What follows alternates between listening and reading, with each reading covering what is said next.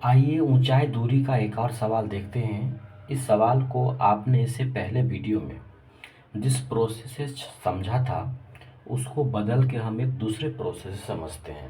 वो प्रोसेस बेहद यूनिक है, लेकिन वो उस समय और ज़्यादा कारगर होता है जब ऐसे थीटा दिए हो जिसका आपको डिग्री नहीं मालूम हो। जैसे वहाँ पे 15 डिग्री हो, 30 डिग्री हो, 75 डिग्री हो, उस समय में वो प्रोसेस या वो तरीका जो है वो बिल्कुल यूनिक होगा।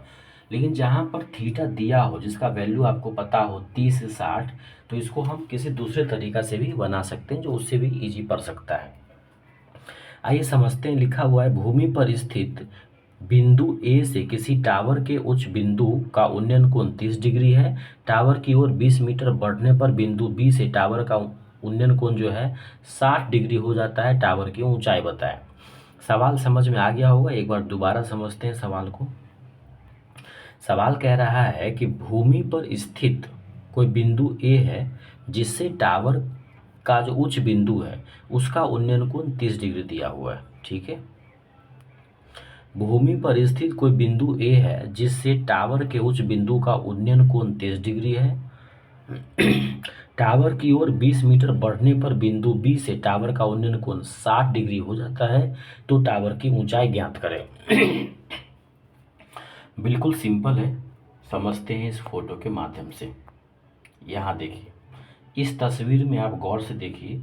इससे पहले के वीडियो में जो आपने देखा था उससे भी आसान सॉल्यूशन आपको मैं बता रहा हूँ।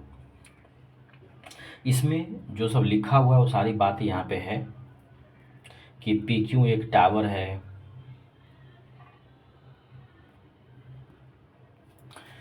ये इमेज तो आपको पूरा क्लियर है ऑलरेडी कि यहाँ पे क्या है, ये टावर है, ये 60 है, ये 30 डिग्री है। पूछ रहा है टावर की ऊंचाई क्या होगी।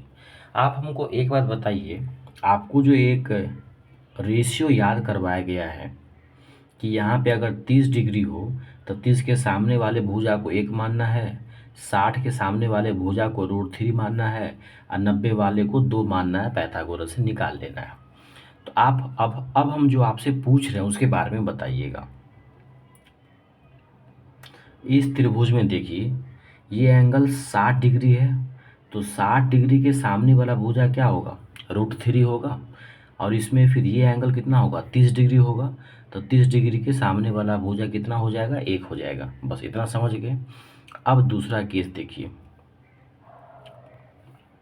दूसरा आप इस त्रिभुज में देखिए, इस बड़े वाले त्रिभुज में ये 30 डिग्री दिया हुआ है। तो 30 डिग्री के सामने वाला भुजा कितना होता है, 1 होता है। फिर ये पूरा कितना होगा, 60 डिग्री होगा। तो 60 डिग्री के सामने वाला ये पूरा कितना हो जाएगा, √3 हो जाएगा। इतना क्लियर हुआ।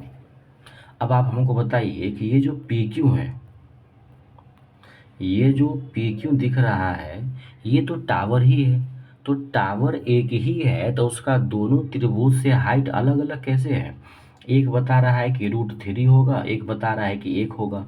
ये तो गलत है। दोनों का तो टावर एक ही है तो उसका ऊंचाई चाहे जैसे भी निकाले एक ही निकलना चाहिए। तो इस एक को क्या करेंगे हम, इस एक को भी हम √3 बना देंगे। तो इस एक को कैसे बनाएंगे, √3। इस एक को आप √3 कैसे बनाओगे, √3 से गुना कर दो। तो ध्यान रखना है कि जो चौखूट वाला है उसमें आपने √3 से गुना किया है। तो नीचे में चौखूट वाला कौन सा है, √3 है। तो उसको भी आप क्या करोगे, √3 से गुना कर दोगे। यानी बड़े वाले त्रिभुज में आपको √3 से गुना करने की ज़रूरत है। एक बार दोबारा समझते हैं। ये थोड़ा सा इम्पोर्टेंट क्वेश्चन है इसीलिए इसमें टाइम लगेगा।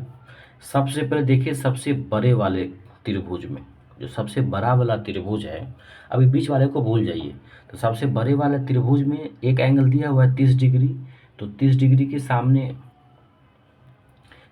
के सामने वाला भुजा कितना हो जाएगा, 1 हो जाएगा। और फिर ये जो पूरा भुजा है ये कितना हो जाएगा, √3 हो जाएगा। इतना हो गया क्लियर। चलिए अच्छी बात है। अब दूसरा समझते हैं। दूसरा देखिए, इस त्रिभुज में इस त्रिभुज में दिया हुआ है 60 डिग्री। तो ये जो 60 डिग्री है तो 60 डिग्री के सामने वाला भुजा कितना हो जाएगा, √3 हो जाएगा, उजला से जो लिख रहे हैं। और ये 30 डिग्री के सामने का भुजा कितना हो जाएगा, 1 हो जाएगा। अब आप बताइए, ये जो टावर है पी क्यू, ये दोनों एंगल में अलग अलग है ना, तो जो अलग अलग है उसको एक करना पड़ेगा। तो इस वन को हम क्या कर रहे हैं, √3 से क्या कर दे रहे हैं, गुना कर दे रहे हैं। तो √3 से गुना हो जाएगा, तो इस काले वाले में √3 से गुना किए हैं, तो इस काले वाले में √3 से गुना करना पड़ेगा। और काला वाला देखिए बड़ा वाला त्रिभुज है, यहाँ से लेके यहाँ तक। तो अब यहाँ देखिए टावर हो गया √3, और ये पूरा लंबा वाला कितना हो गया, √3 गुने √3 केवल 3 हो गया। और इतना सा क्या दिया हुआ है बीच में, ये छोटा सा दिया हुआ है 1। तो अब आप हमको बताइए कि यहाँ से लेके यहाँ तक पूरा कितना हो गया आपको, पूरा हो गया 3। और जिसमें ये केवल बी क्यू कितना है, 1 है। तो फिर ये कितना बचेगा, ए बी, ये 2 बचेगा ना। पूरा पूरा लंबा यहाँ से यहाँ तक ए क्यू जो है ये कितना आ गया, 3 आ गया। और बी क्यू जो है कितना आ गया, 1 आ गया। तो यहाँ से जब आप ए बी निकालेंगे तो कितना आ जाएगा, 2 आएगा ना। तो ये समझ में आ गया कि पूरा है 3, इतना है 1, तो फिर ये जो निकलेगा ये कितना आ जाएगा, 2 निकलेगा यूनिट में। और उसी का वैल्यू कितना दिया हुआ है सवाल में, उसी का वैल्यू 20 दिया हुआ है। और ये टावर कितना आ गया, तो टावर आ गया था √3। सिंपल है, 60 के सामने का भुजा √3 है। तो अब तो सवाल ही सोल्व हो गया। 2 यूनिट बराबर कितना हो गया, 20। तो 1 बराबर कितना हो जाएगा, 10 हो जाएगा। इसीलिए टावर √3 है, तो √3 बराबर कितना हो जाएगा, 10√3। तो इसको आप ऐसे भी सोल्व कर सकते हैं। ये हाइट एंड डिस्टेंस में रेशियो से सोल्व करने का सबसे बेहतरीन तरीका है। लेकिन वो जो तरीका मैंने आपको बताया था वो उस समय ज़्यादा कारगर सिद्ध होगा जब यहाँ पे दिया गया एंगल जो है वो ऐसा हो जिसका रेशियो ही आपको नहीं पता हो। तो उस स्थिति में आपको जो है ये साइड बराबर करके निकालना पड़ेगा। तो उम्मीद करते हैं ये भी सवाल या ये भी तरीका आपको समझ में आया होगा। मिलते हैं किसी अगले वीडियो में, तब तक अपना ख्याल रखिए। जय हिंद।